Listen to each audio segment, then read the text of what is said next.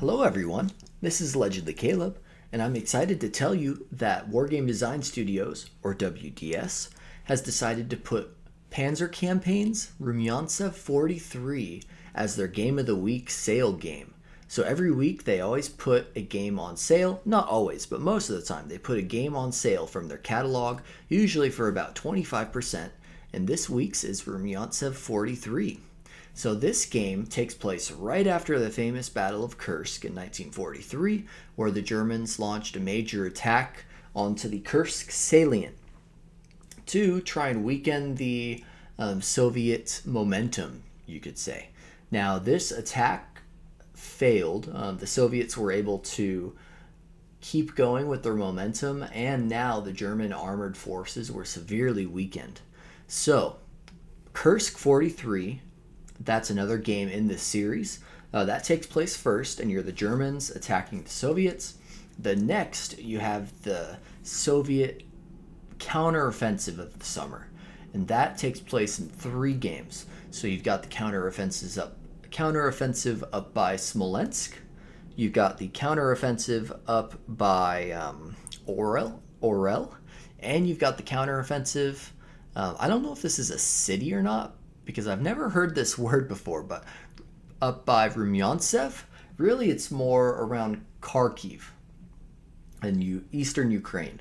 So we're going to take a look at the map and you'll get an idea what I'm talking about. But first I do want to go over this game a little bit, and as well as the game, go over the WDS Game of the Week blog post. So let's take a look at the blog post first. So they released this blog post early this morning. It is currently Monday evening for me. My words are a little all over the place because I'm a little tired and my birthday's tomorrow. So I'm looking forward to that. And this game came out just in the perfect time. Little birthday present for myself. But anyway, so you can see Orel 43, which is what came out during the last Panzer Campaign game that went on sale. So this one focuses on the aftermath of the Kursk offensive, essentially to the south. There's one in the south, there's one in the center. So this is the southern one. The one in the center is kind of by Orel, and then the one in the north is Smolensk. I believe that's how it is. If I'm wrong, correct me in the comments.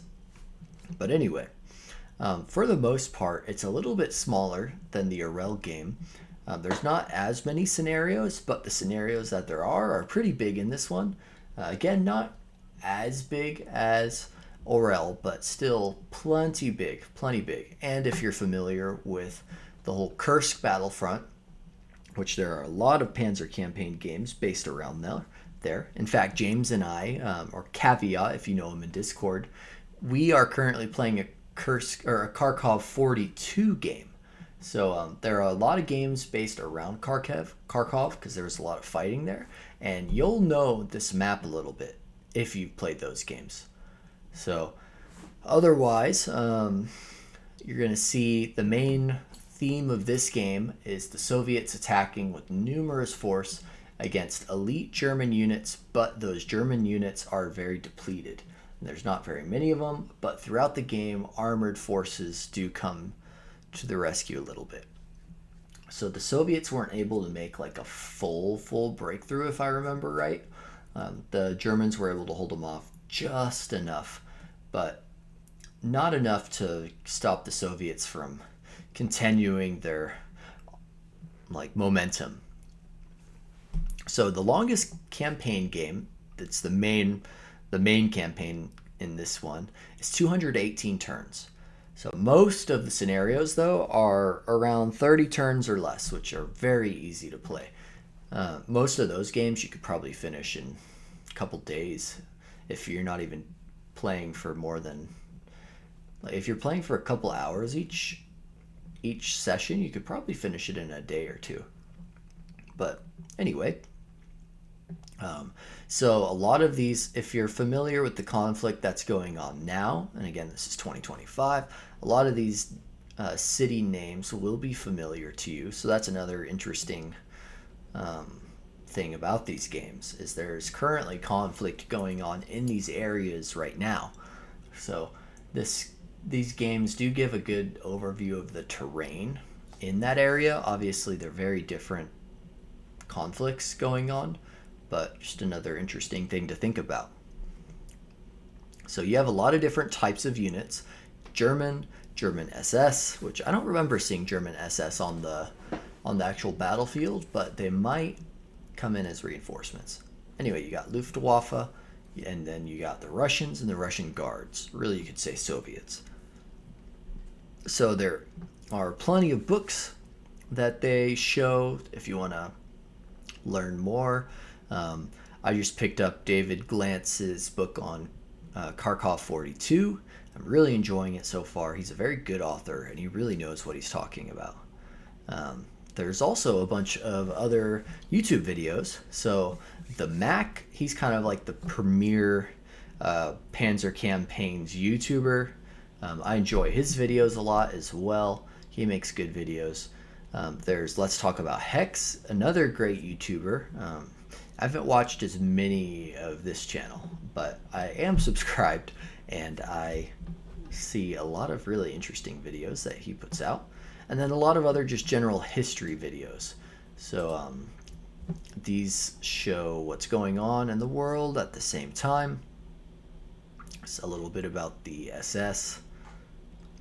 We got a little bit of the actual situation in this area at the time. You can see the Germans were not doing very well. And then you've got screenshots of the game. So you can see there's a couple smaller scenarios. This is the main scenario, I believe. So pretty big. Still a lot of counters to push around, but not quite as overwhelming as other Panzer Campaign games can be. I do love the graphics, and there's Kharkov itself. I love looking at the big cities in these games and imagine fighting through them. You have some more. There's the these gray units. Those are SS units, German SS units. Go back. You have a smaller scenario. This is a very dense one, but still pretty small. Then you got the order of battles, or you could say the OOBs. I believe this is a picture of the design notes, which are free. We'll actually take a look at those in a little bit too. Anyway, I don't need to focus too much on these screenshots because we're going to take a look at the actual game here in a moment. Then we'll look through the design notes last. Anyway, so here is the game. Let me go ahead and I'll turn the sound off once we get into the scenario. Just the background noises, because those are copyrighted. I've had many videos flagged for that. Anyway, so you have, I think I remember it was 49 scenarios total. A couple of initial, almost like prequel scenarios. Operation Citadel, otherwise known as Kursk 43. You've got the southern part of that. So let's take a look at that. You're going to see basically a bunch of heavy German units against a huge Soviet defensive line. There it is. Lots of SS. Most of these units are no longer in this area. You got Tigers and stuff already. But most of these units are no longer in this area by the time the meat of this game takes place. So Stug Battalion. Yeah, more Tigers. Those weren't the ones I just looked at. Huge regiment of... Yeah, I think that's a full regiment. That's kind of crazy. 120 Panzers. Anyway, we could take a look at those for a long time. You can see large Soviet lines.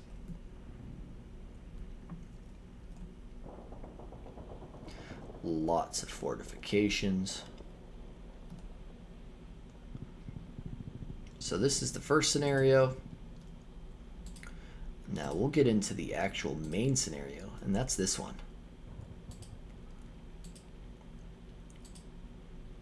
This one right here. You'll see the map expand quite a lot more. So you've got Kharkov right here. This is very familiar from James and I's playthrough of this. I think I've got guys like right up here that I'm trying to push. Somewhere like that. And then more people trying to push further south from what is on this map. But anyway, back to this game. You've got a lot of different type of terrain to fight over. Lots of different units. I should mention that this, actually, I'm going to say this first. A lot of the German line is on a river line. And that's always kind of difficult to take, especially when you have a lot of units to defend it. Now, I do have my own theories on trying to take rivers in this game.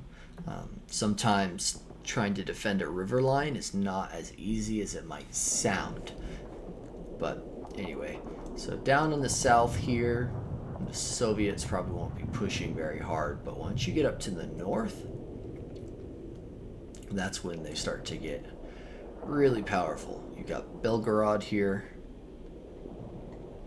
Here's the 3D version of it. You can see all these fortifications.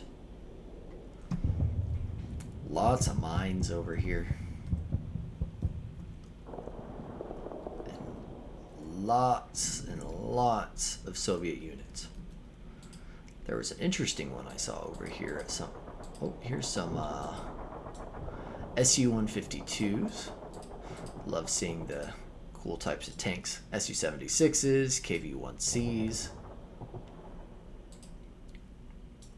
Got some Churchill Lend-Lease tanks. There's a whole regiment of like mixed Lend-Lease tanks that's somewhere over here. More Su-120. Oh, those are 122s, not 152s, which is what we were looking at earlier. T-34, 76s, T-70s. Yeah, you'll find a lot of those types of tanks. Now, the Germans do not have much armor in this area right now. You can see this is about as much strength as you'll find in one spot. About a little under 40 tanks in that area. You've got some Stug support. You've got a full Stug, I think this is a Stug battalion right here. Not at full strength either. So, but the Germans do have good defensive positions, and they've got a lot of space to fall back. But they do have to be wary because, as you can see, there are lots and lots of Soviet armored and mobile units. So you do not want to be outflanked and surrounded by those guys. And then you got more a little to the left.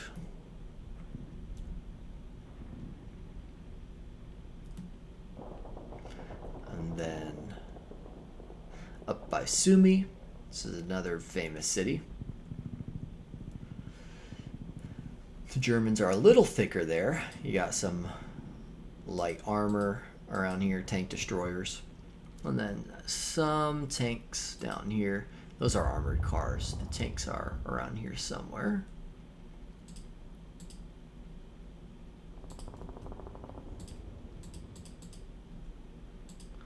Yeah, a little bit here and there. But again, they do receive reinforcements. Here's some more tanks. This is the most tanks you'll find in one place. These are Flammenpanzers, which is kind of cool that they get to use.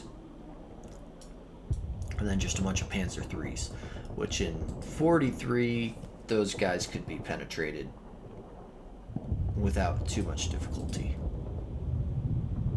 Anyway, more units.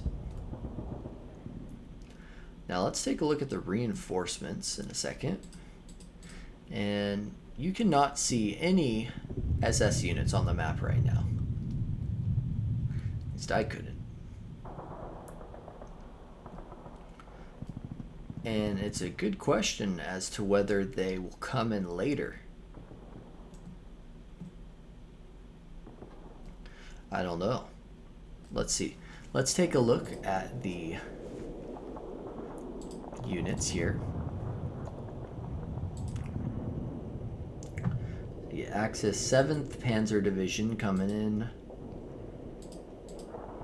Oh yeah, you get a Grossdeutschland Panzer Grenadier Division. I don't think that's a SS unit, but this one definitely is. The Das Reich. Yeah, those were not very good people who were in that division, the Das Reich. More Großdeutschland. Großdeutschland division is more of like just a very elite German regular army unit. 3rd Panzer Division. So yeah, you can see lots of German armor comes in pretty early on. Totenkopf comes on in.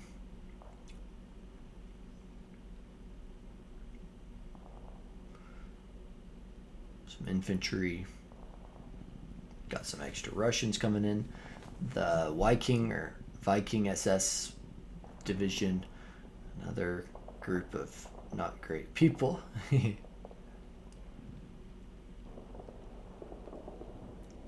Yeah, Germans do get a lot of reinforcements, but surprisingly, so do the Soviets. They do get a big trickle of more men coming in. Some Axis get some more Stugs. Yeah, the Russians get a lot of reinforcements. Holy cow. Here's a couple infantry reinforcements. Now, do they have units that withdraw? Doesn't seem like either do. Crazy. Got a little bit of air. Any strategies? I don't think so. So overall, Germans start out pretty weak. They do have enough armor to come in to blunt an area of the attack from the Soviets. But will it be enough? That's the question. That is the question. Now, this is quite the campaign. Again, it's over 200 turns. It starts August 3rd. Actually, when do those units come? Okay, August 3rd. But most of them come by August 6th. You get a little trickle of units August 3rd and August 4th and August 5th. So, interesting. Let's take a look at some of the other smaller scenarios. There are actually a couple other, there's 2 different scenarios you can play against the AI. You can play as the Soviets versus AI, or you can play as the Axis versus AI. This is also the main campaign that they recommend for head-to-head. I wonder if that has any changes with how the Axis is deployed. Probably not. I don't think that really messes with the deployment too much. Yeah, it doesn't seem like it. Okay. Anyway. Dinosaur and a Stug. And we've got some smaller sub-scenarios. A lot of the smaller scenarios essentially break the big one into pieces. It's like taking a snippet of the scenario. Now, one way to read these, because I know it's a lot of numbers, 43 is the year, 7 is the month, or the day. No, I was right. 7 is the month. 5 is the day. And then 01, 02, 03, that's just the scenario on each day. So I want to see, are there any on the 19th? No, there are not. The 19th is my birthday, so I was just curious. Let's see what this is.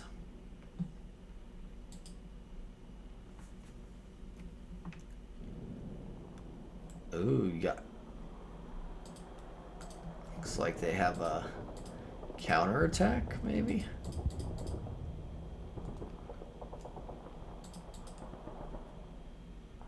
It's the Totenkopf counterattack.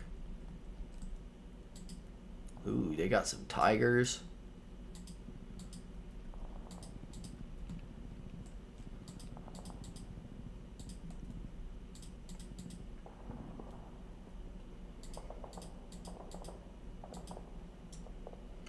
Those little guys.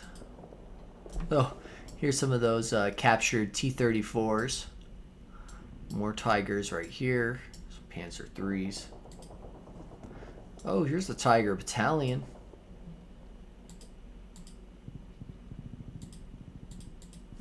It's cool.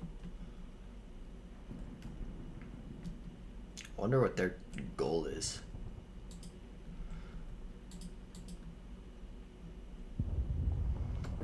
Maybe it's to cut off those units? I don't know. And you got a bunch more fighting going on in these different areas. Whoa. Oh, those are Panthers. Still the early 1940, or still 1943 Panthers. So they break down really easily because I believe it was their transmission was really bad. I think that's why. If you know more about that than I do, then comment down below. I want to hear a little bit of history there, because a lot of people will say that the Panther was one of the best, if not the best, tank of World War II. And I know that is a very, very controversial opinion that people will either die over or die against. So anyway, I'm curious to hear your opinion if you're well versed in World War II knowledge. Then you got more tanks over here. Yeah, still large buildup of Soviet forces. And some of these areas are being fought over today still.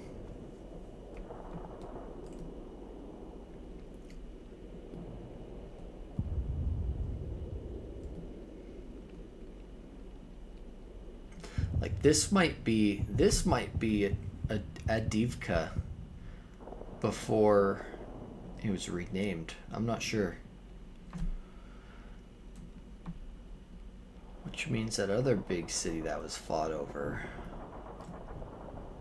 I can't remember what it's called, but it might be nearby too.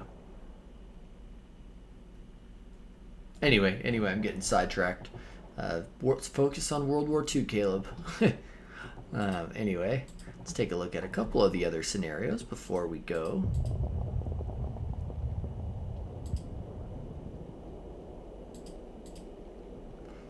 Let's see what this one is. This is considered a medium scenario.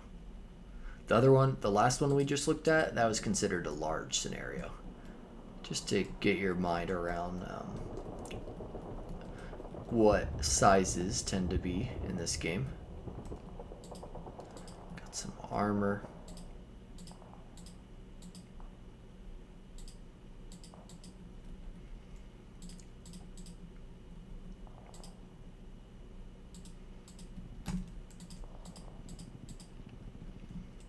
Okay. Any other scenarios we want to take a look at?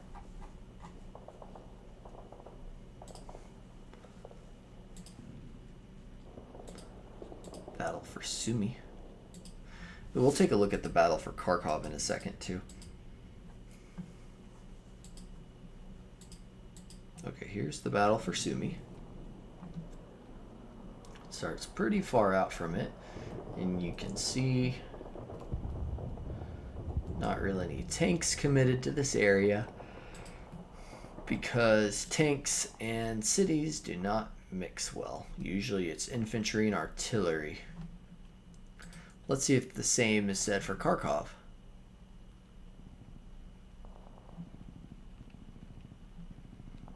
There's a battle for Belgorod actually. Let's take a look at that.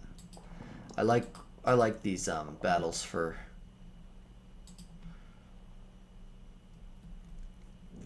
urban centers. Oh yeah, Belgrade had that battalion of Stokes. This is actually just a snippet of the main scenario.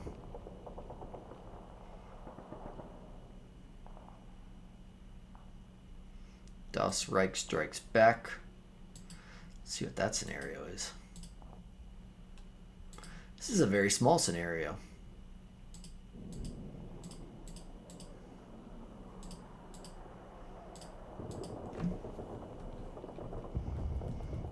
Oof, they're very outnumbered. They'll probably get more reinforcements throughout the game, though, in this one. They are level A. So they're going to be very hard to... They're going to do very well.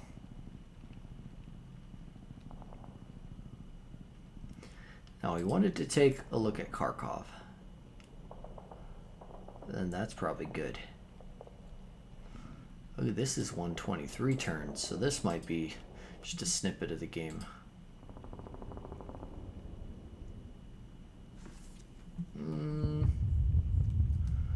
No, actually, this is a different scenario entirely. They've got some Martyr 2s. I like seeing those. Now they've got some Luftwaffe units.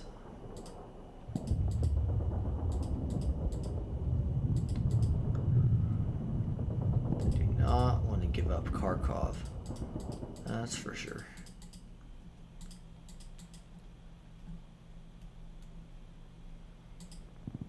Just looking around for heavy German tanks. Ooh, look at this. The Hornice, is that what it's called? That is a very interesting tank destroyer. 56 heart attack. That's got to be an 88 in there. I wonder what that is. Look that up if you've never heard of that. I'm curious to see what people say. Or if you know about it already, tell me. Tell me in the comments. I like learning about tanks. Tanks are cool. My dad was a tanker. He was in an M1 Abrams, so I think maybe I got he was fascinated with tanks too. So maybe, oh, here's more of those things. Maybe I got my fascination from tanks from him.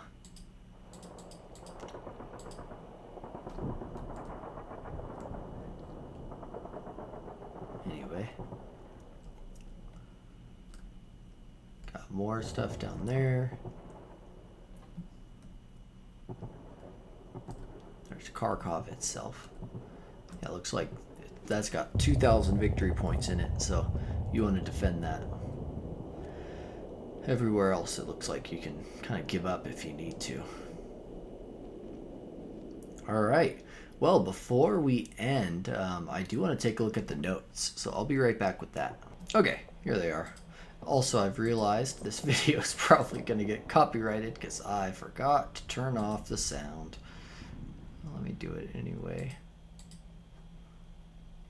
I like the little rain pitter-patter that was in the background of it, though. Anyway, here's the notes. These are actually free for everyone, so you don't have to own the game. You just go to... I'm going to just show you really quick. Go here. Scroll down. You've got updates and downloadable files. And design notes. You can even look at the map. Yeah, I know it's 25% lower than normal. Good job, Microsoft Shopping.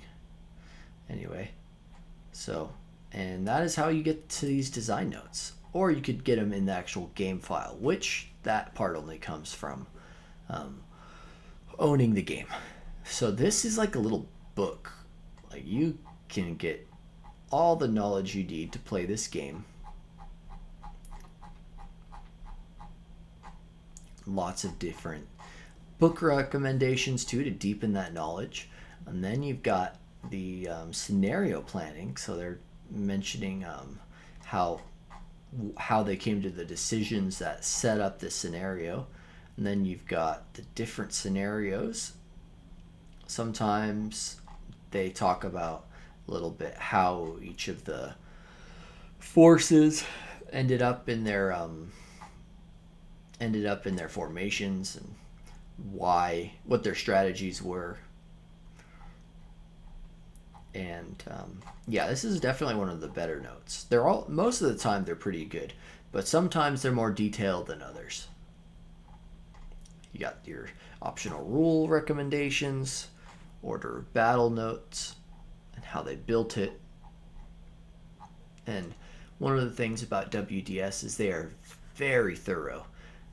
The people who make these games pour their heart and souls into them, and a lot of them are veterans or very experienced or even professional researchers, professors, stuff like that.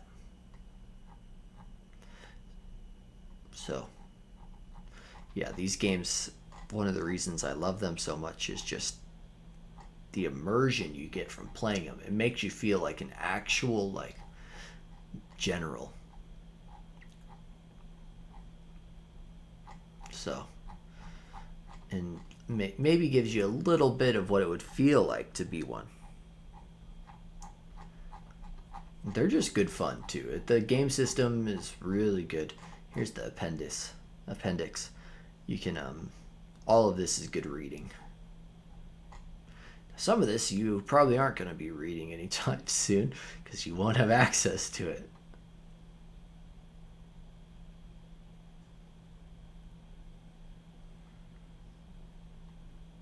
Interesting that I wonder if, oh yeah, here they are, Nyhorster. That's a great website. I do that for a lot of my own games that I play. And see, there's a lot of people that help build these games. A lot of people.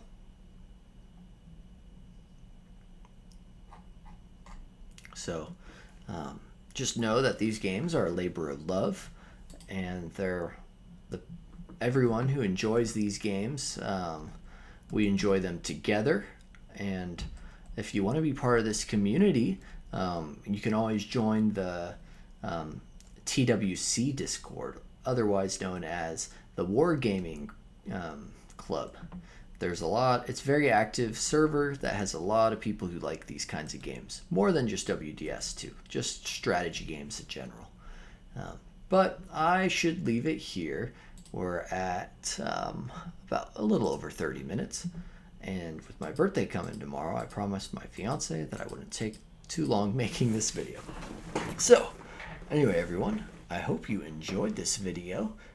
If you ended up buying the game, let me know. And yeah, I would love to play a scenario with one of you guys. So anyway, everyone, thanks for watching, and I'll catch you next time.